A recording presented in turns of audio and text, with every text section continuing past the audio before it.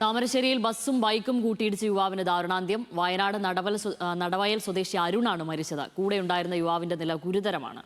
ദൃശ്യങ്ങളിലേക്ക്.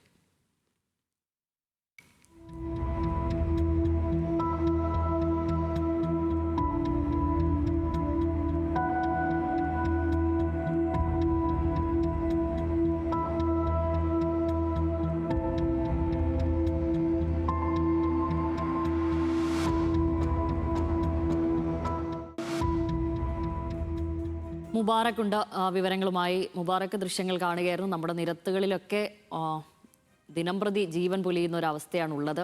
ഇവിടെ എന്താണ് ഇപ്പോൾ സംഭവിച്ചിരിക്കുന്നത്? വിവരങ്ങൾ.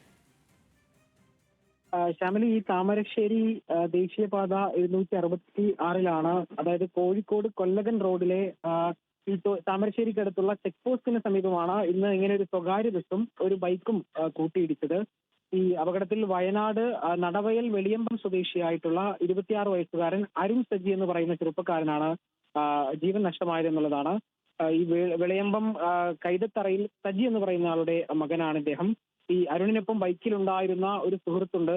നടവയൽ കത്തനാർ തോട്ടത്തിൽ സ്വദേശിയായിട്ടുള്ള മനു പോൾ എന്നാണ് അദ്ദേഹത്തിന്റെ പേര്. അദ്ദേഹം ഈ അപകടത്തിൽ ഗുരുതരമായി പരിക്കേറ്റിട്ടുണ്ട്. ഇപ്പോൾ കോഴിക്കോട് മെഡിക്കൽ കോളേജ് ആശുപത്രിയിൽ ചികിത്സയിലാണ് ഉള്ളത്. ഈ മനു പോളിന്റെ ആരോഗ്യനില അതീവ ഗുരുതരമാണെന്നുള്ളതാണ്. ഇന്ന് രാവിലെ 9:30 ഇങ്ങനെ ഒരു അപകടം. ഈ വയനാട് ഭാഗത്ത് നിന്ന് കോഴിക്കോട് ഭാഗത്തേക്ക് വരികയായിരുന്നു ഈ യുവാക്കൾ.